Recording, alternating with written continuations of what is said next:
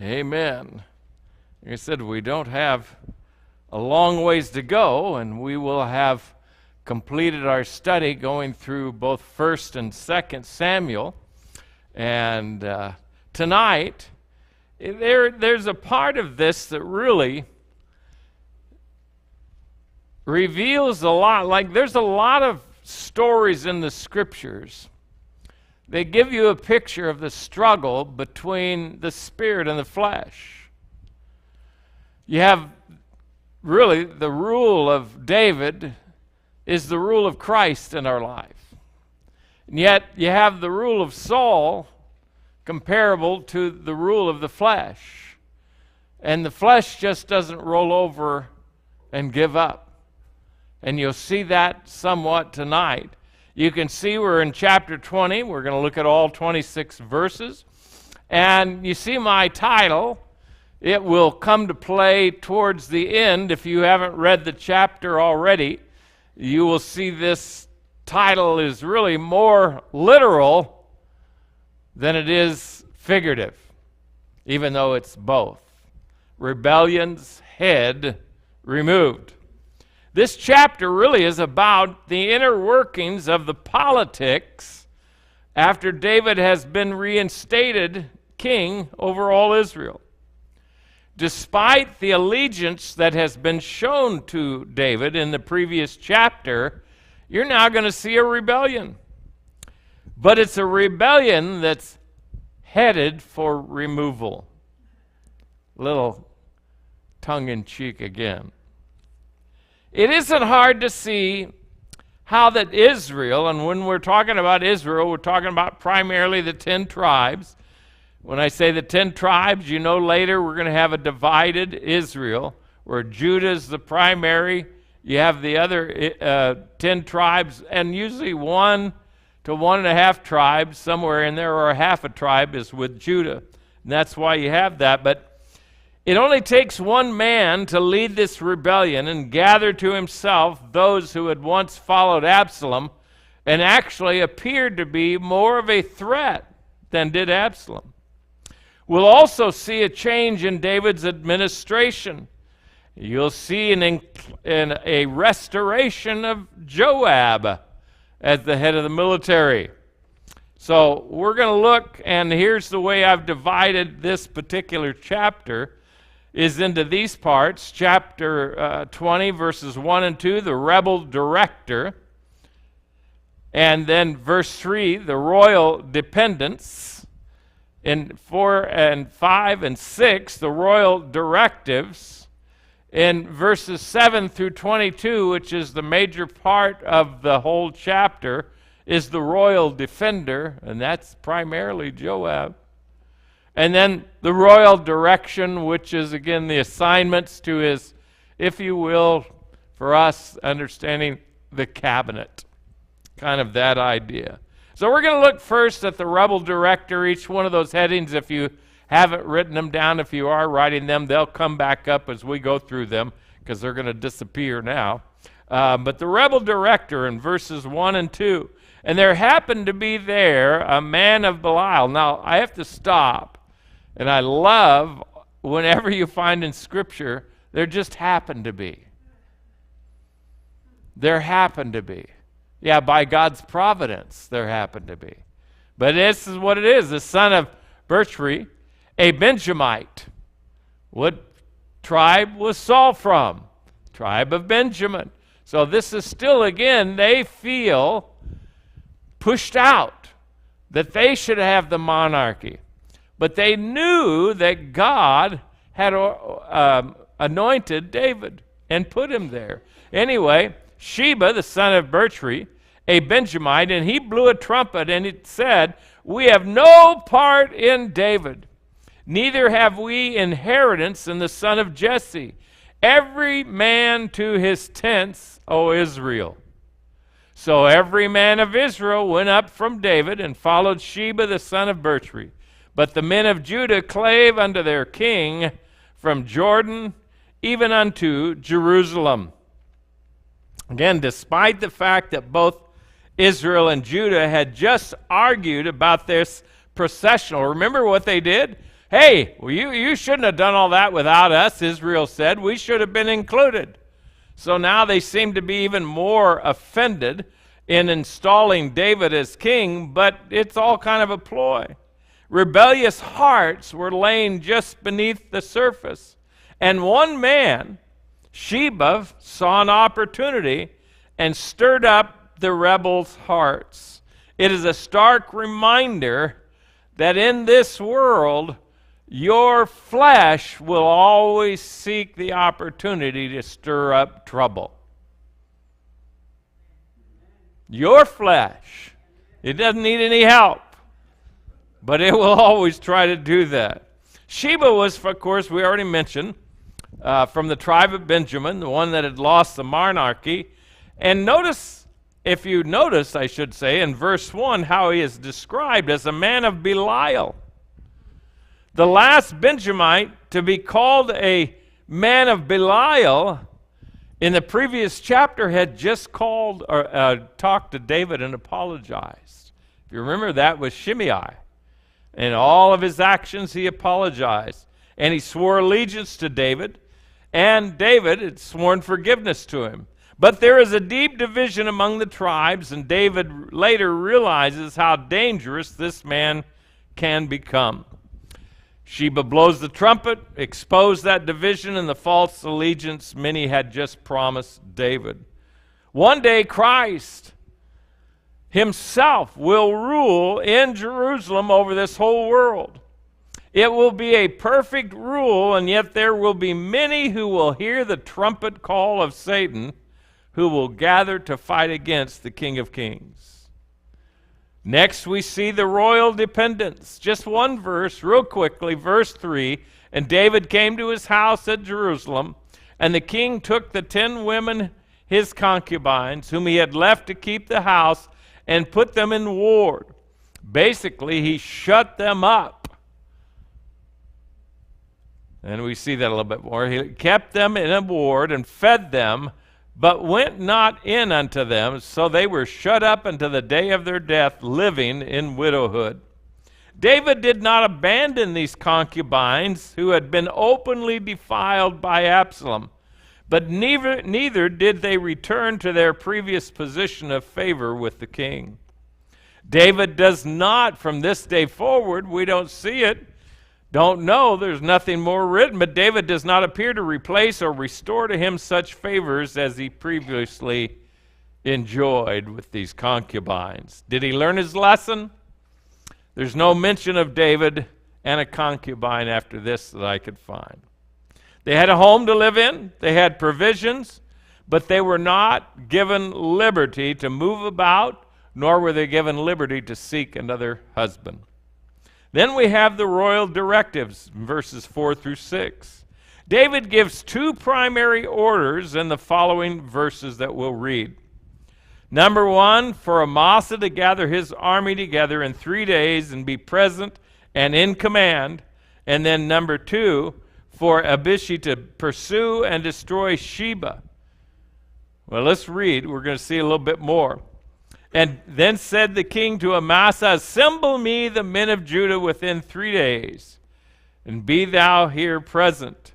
So Amasa went to assemble the men of Judah, but he tarried longer than the set time which he had appointed him. And David said to Abishai, now shall Sheba the son of Bichri do us more harm than did Absalom. Take thou thy Lord's servants and pursue after him, lest he get him fenced cities and escape us. You have to remember the rest of the previous army has gone home. All he had to do, and we're talking about Amasa, all he had to do was organize and gather together the men of Judah. But he failed to be faithful to his commission. Due to his failure, David gave the commission then to Abishai, a man he knew he could trust with such a duty. This really, if you think about it, time delayed would now only give Sheba an advantage that David did not allow and would not allow. Remember, that's exactly what happened with the counsel that came to Absalom from Hushai that he told him, give a little time, let him go. David's not going to go for that. And maybe it was that Amasa was trying to give Sheba time. I don't know what it was. But again, due to that failure, David gives this command to Abishai. David, no doubt, was very displeased with Joab for killing Absalom. But David also knew what Sheba would do, and in fact, he does get himself into a fenced city. Though Joab has not been commissioned to lead in this matter, it follows where we look at now the royal defender, and this is about Joab. And there went out after him Joab's men, and the Cherethites, and the Pelethites, and all the mighty men. And they went out of Jerusalem to pursue after Sheba, the son of Bichri. When they were at the great stone which is in Gibeon, Amasa went before them, and Joab's garment that he had put on was girded unto him, and upon it a girdle with a sword fastened upon his loins in the sheath thereof, and as he went forth, it fell out. Now, that's not on accident. Okay, he put it there on purpose so it would fall out. I'll give you more a little bit later. And Joab said to Amasa, art thou in health, my brother? And Joab took Amasa by the beard with the right hand to kiss him. This was not abnormal. But Amasa took no heed to the sword that was in Joab's hand. Remember? It fell out. Oops! Come here, brother. Let me give you a hug and a kiss. And what did he do? So he smote him therewith in the fifth rib, and shed out his bowels to the ground, and struck him not again, and he died. So Joab and Abishai, his brother, pursued after Sheba, the son of Bichri. Oh, I didn't click along to verse 11. And one of Joab's men stood by him, and said, he that favoreth Joab, and he that is for David, let him go after Joab. In other words, there's been a switch. So follow after Joab. And Amasa wallowed in blood in the midst of the highway. And when the man saw that all the people stood still, he removed Amasa out of the highway into the field, and cast a cloth upon him, when he saw that everyone that came by him stood still. And when he was removed out of the highway, all the people went on after Joab to pursue after Sheba, the son of Bichri. And he went through all the tribes of Israel unto Abel, and to Beth-Machar, and all the Berites, and they gathered together, and went also after him. And they came and besieged him in Abel at Beth-Machar, and they cast a bank against the city, and it stood in the trench. And all the people that were with Joab battered the wall to throw it down. This is getting pretty hairy about now. Then cried a wise woman out of the city, hear, hear, say I pray you unto Joab. Come near hither, that I may speak with thee. And when he was come near unto her, the woman said, art thou Joab?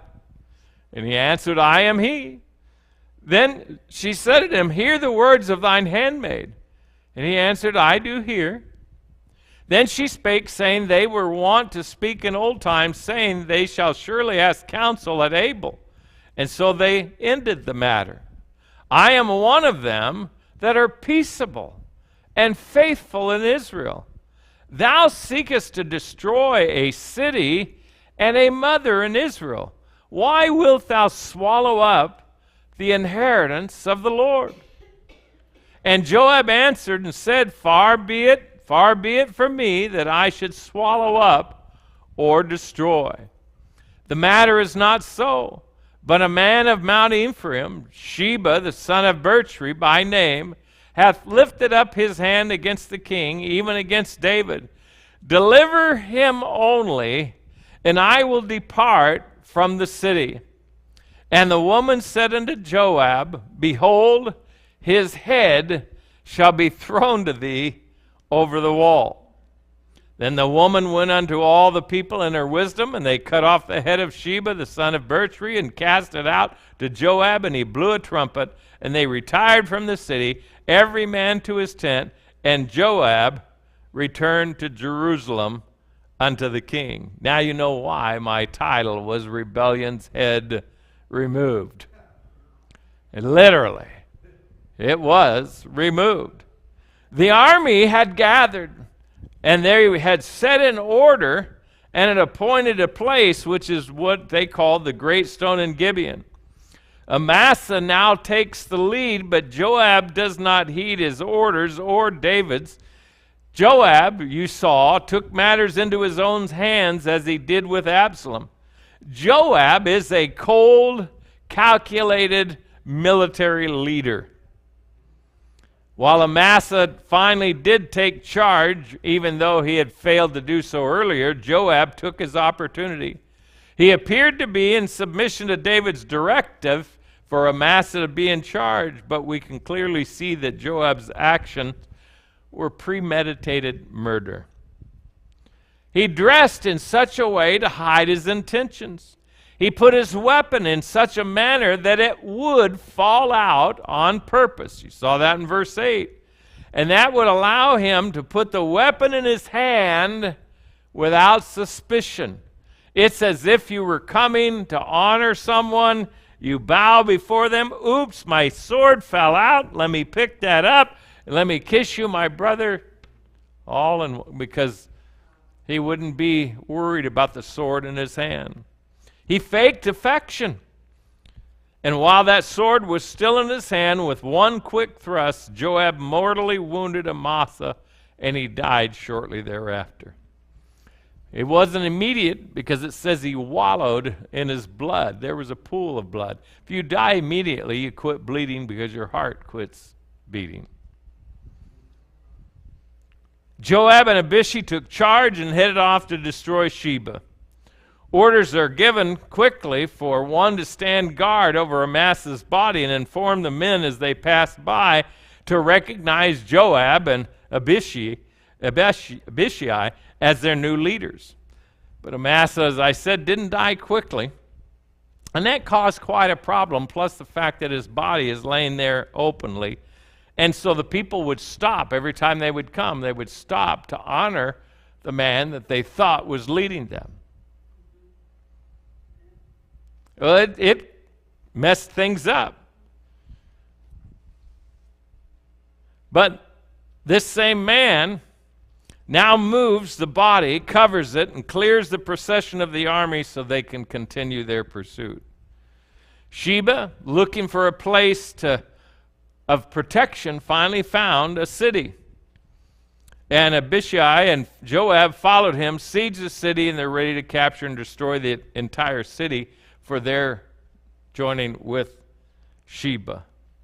As they began their attack, of course, you read, the wise woman asked to speak to Joab. Joab agrees to listen to her. She reminds Joab of the previous wisdom of this great city that they lived in, and this was a city that did not invite nor encourage Sheba within its protections.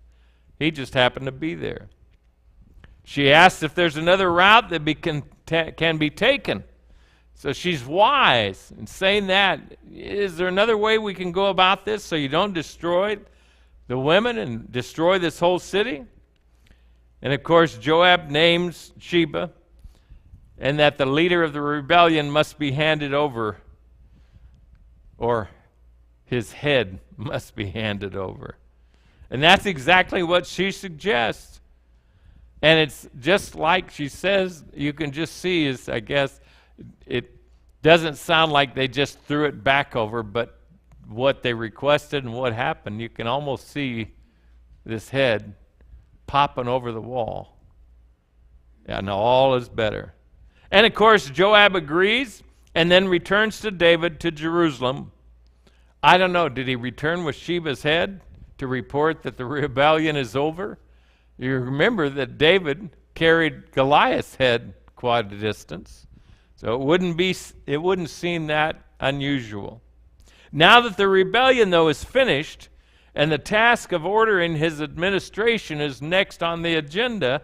That's what you read in the final few verses from 23 to 26, the royal direction. Now Joab was over all the host of Israel. That's all the explanation you get. Remember, I'm sure that David was upset with Joab because he killed Absalom. He did not follow David's orders, was to spare the young man. So maybe it's for that reason that Joab put Amasa in charge, but here again we find Joab putting himself in charge by taking out the general in charge. So Joab was over all the host of Israel.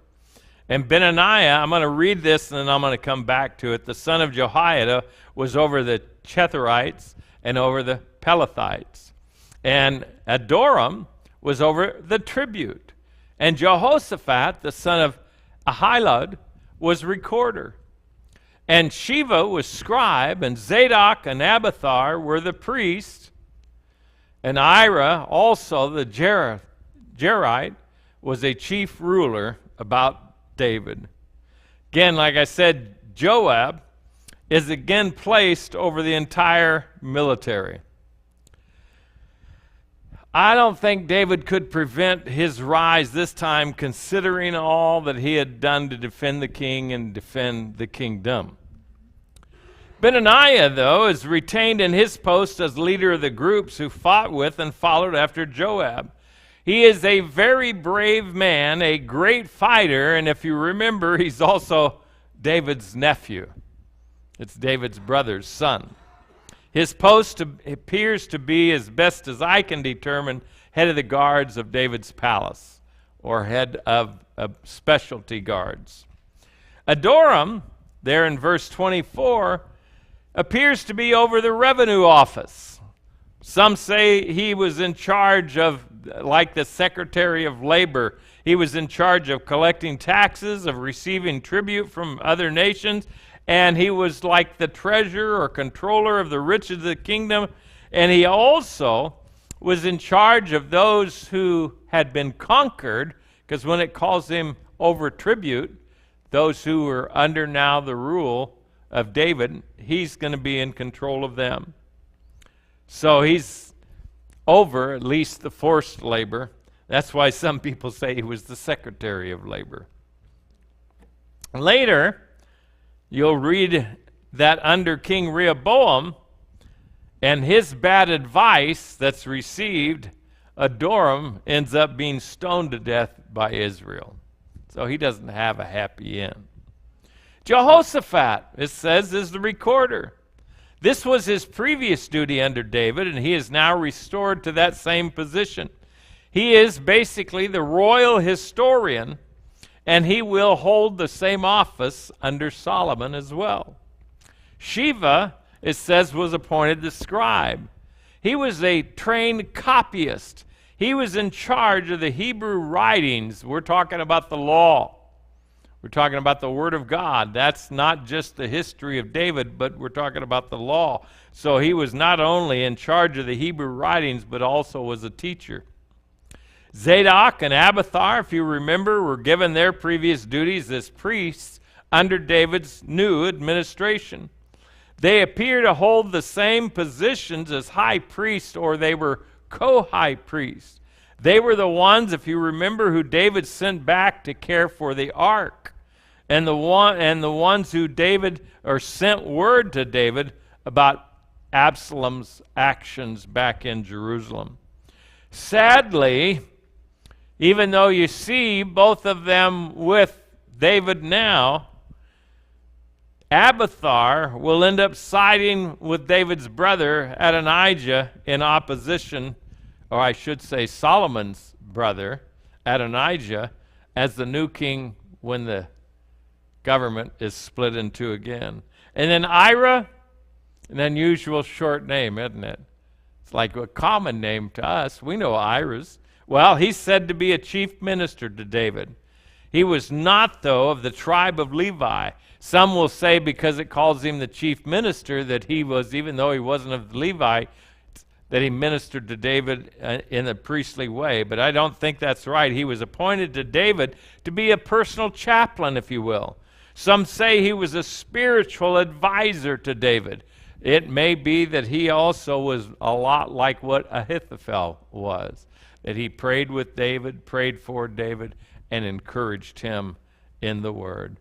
There you see all of the points that we talked about before in the very beginning, with the rebellious head being removed, Sheba, and then that's who was the rebel director, the royal dependents, the concubines, the royal directives, what David gave as a command, the royal defender, Joab, Abishai, and then the royal direction of him giving orders and putting people in charge and creating his, if you will, for us, a cabinet or men that would help him rule the kingdom. I pray that's been a blessing to you tonight. Just a little bit more of a information, but again, you can see if you start looking and watching,